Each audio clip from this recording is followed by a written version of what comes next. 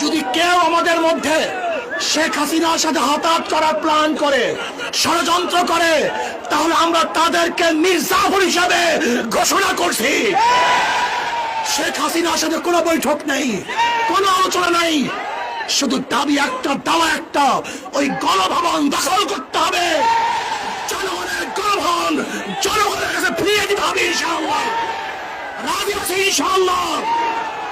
আমরা জীবন দেব, রক্ত দেব, রাজপথ ছাড়ব না।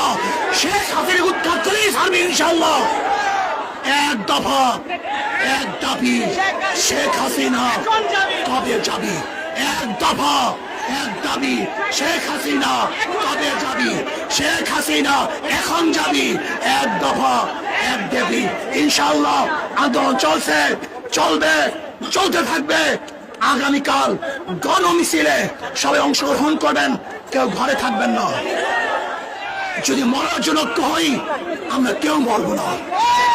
আর বাঁচার জন্য বিচ্ছিন্ন থাকি, আমরা কেউ বাঁচতে পারবো না। এই সংগ্রামী ইনশাআল্লাহ আমরা সবাই আছি, থাকবো কি? রাজি আছি ইনশাআল্লাহ।